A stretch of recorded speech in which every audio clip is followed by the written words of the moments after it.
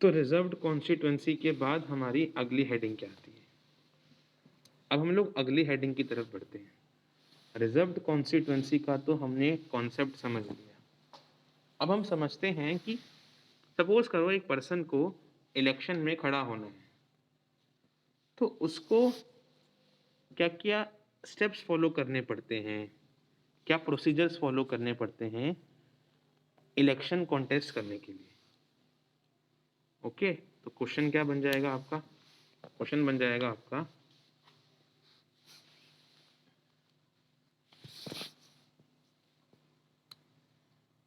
What are the steps to be followed by a candidate to contest election। किसी election को contest करने के लिए क्या क्या स्टेप्स एक कैंडिडेट को फॉलो करने पड़ते हैं, ये हमारा क्वेश्चन है। लिखिए, डिस्कस करते हैं। तो क्या स्टेप्स फॉलो करने पड़ते हैं एक कैंडिडेट को इलेक्शन कंटेस्ट करने के लिए, समझेंगे। देखिए, जब भी एक कैंडिडेट को इलेक्शन कंटेस्ट करना है, जब भी एक कैंडिडेट को इलेक्शन कंटेस्ट करना है तो उसे क्या करना पड़ता है? नंबर 1, उस कैंडिडेट को इंफॉर्मेशन देनी पड़ती है। पहली बात तो नंबर 1 स्टेप, एक कैंडिडेट को इलेक्शन कंटेस्ट करना है, कोई भी इलेक्शन, तो उसकी मिनिमम एज होती है एक। जैसे इंडिया में वोटिंग तो 18 प्लस या 18 साल की उम्र पे मिल जाती है।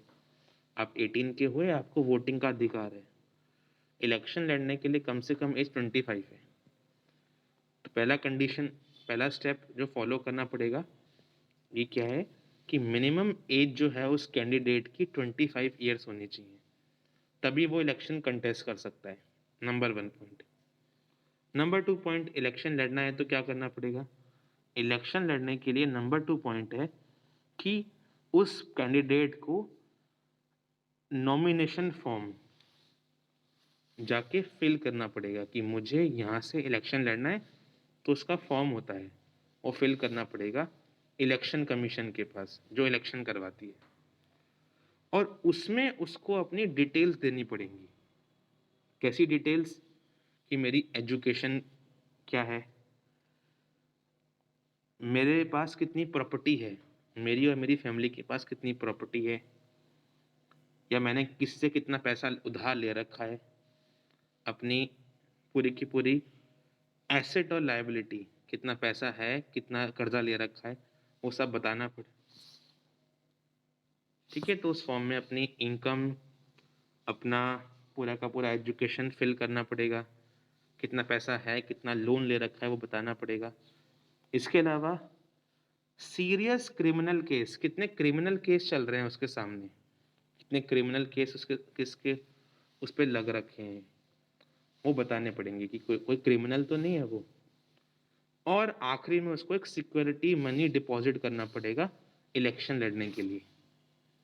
एक मनी देना पड़ता है इलेक्शन कमीशन को कि इलेक्शन लड़ रहा हूँ मैं, एक बहुत थोड़ी छोटी सी फीस देनी पड़ती है, सिक्योरिटी डिपॉजिट। इन सब स्टेप्स को फॉलो करके ही एक कैंडिडेट इलेक्शन लड़ सकता है। ये सब स्टेप्स क्यों बनाए गए हैं? ताकि पब्लिक के पास एक नॉलेज तो हो किसको वोट देने वाले हैं, कितनी उसकी एजुकेशन है, कोई क्रिमिनल तो नहीं है वो, कितना पैसे वाला है वो, काफ़ी अमीर तो नहीं है, काफ़ी गरीब तो नहीं, ये सब बातें पता होनी चाहिए पब्लिक को। इसलिए ये स्टेप्स बनाए गए हैं, ये लिखने हैं हमें। तो लिखते हैं हम लोग, स्टेप्स क्या फॉलो करने पड़ते हैं कैंडिडेट को इलेक्शन कंटेस्ट करने के लिए। पहला point, the candidate must attain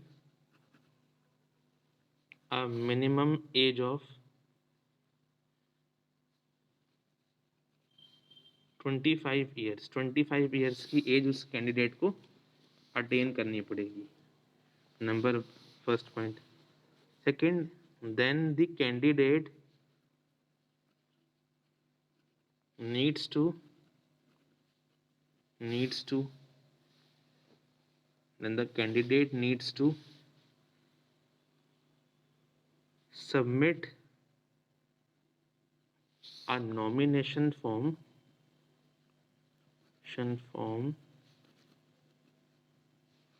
to election commission. जो इलेक्शन करवाता है हमारे देश में उसका नाम क्या है? Election commission, EC. तो इलेक्शन कमीशन को अपना एक नॉमिनेशन फॉर्म, एक फॉर्म भर के देना पड़ेगा कि आप इलेक्शन लड़ना चाहते हैं, विद अ सिक्योरिटी डिपॉजिट, कुछ पैसा भी जमा करना पड़ता है। Number 2 point. थर्ड पॉइंट कि पहले तो आपने 25 ईयर्स की एज अटेन करनी है, फिर कैंडिडेट को एक नॉमिनेशन फॉर्म फिल करना है इलेक्शन कमीशन के सामने और एक सिक्योरिटी डिपॉजिट देनी है। फिर कैंडिडेट को the candidate needs to submit his her, जो पर्सन इलेक्शन लड़ने जा रहा है उसको सबमिट करना पड़ेगा अपना एजुकेशन क्वालिफिकेशन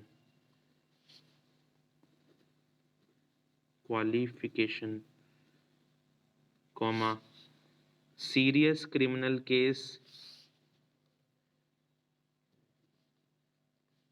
पेंडिंग अगेंस्ट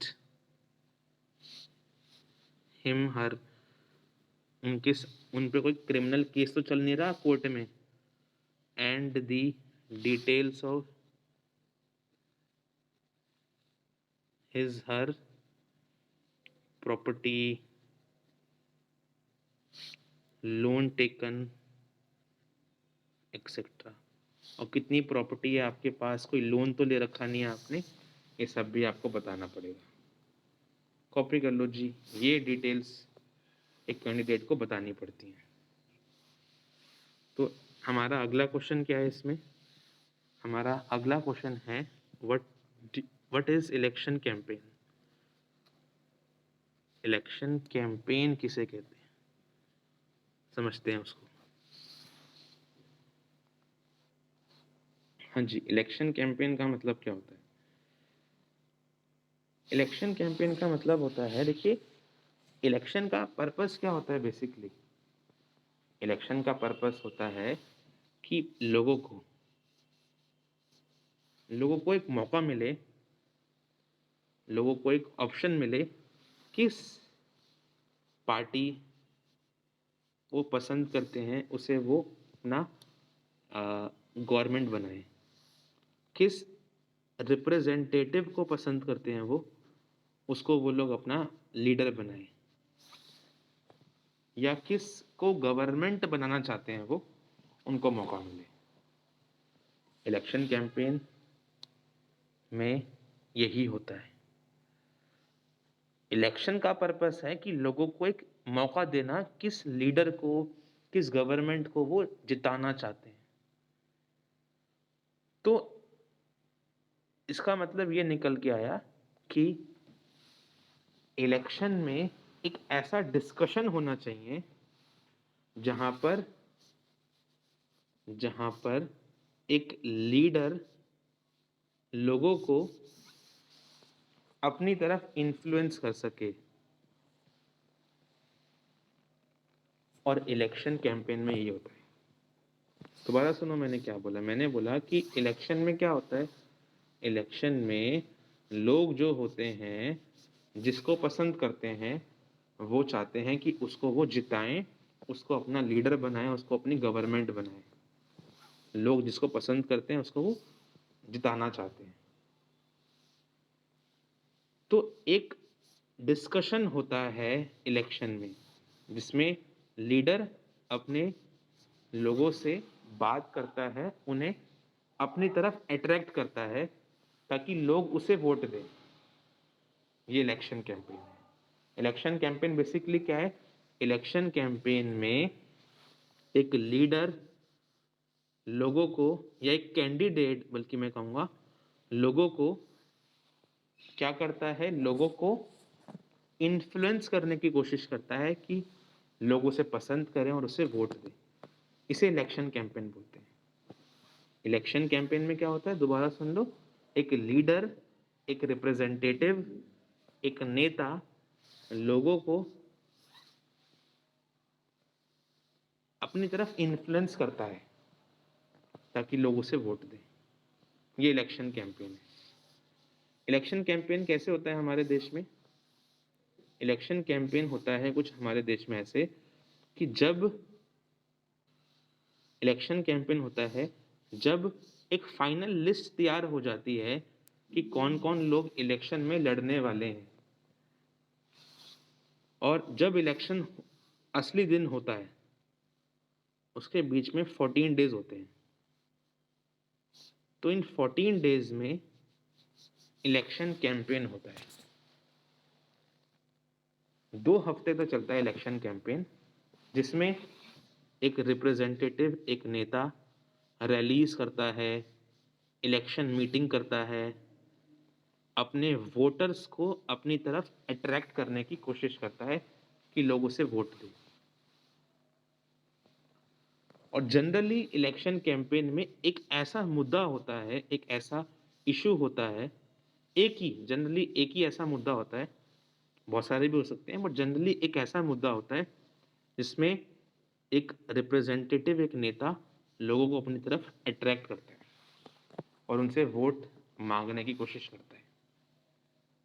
तो इलेक्शन कैंपेन इसे कहते हैं। मोटी मोटी बात अगर हम कहें तो इलेक्शन कैंपेन क्या है?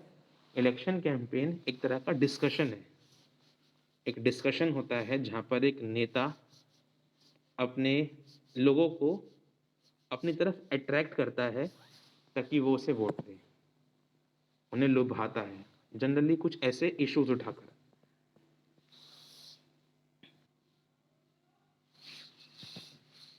तो लिखिए इलेक्शन कैंपेन को आप लोग। The main purpose of election is to give people a choice to elect their representative, comma, to elect their representative, comma, government or policies they prefer। Election में लोगों के पास एक मौका होता है, जिस नेता को, जिस पार्टी को, जिस गवर्नमेंट को पसंद करते हैं वो उसे वो इलेक्ट कर ले। Second point,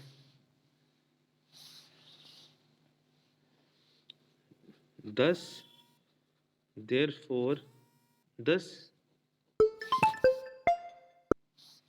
thus there is a thus there is a free and fair discussion thus there is a free and fair discussion that takes place in election, which is called election campaign. एक discussion होती है election में, इसे election campaign बोलते हैं, which is called election campaign.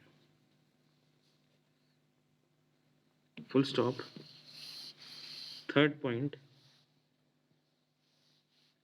Election campaign कब तक चलता है? Election campaign usually take place for 2 week, मतलब 14 डेज। कब से कब तक? From the announcement of final candidate list to the day of polling, to the day of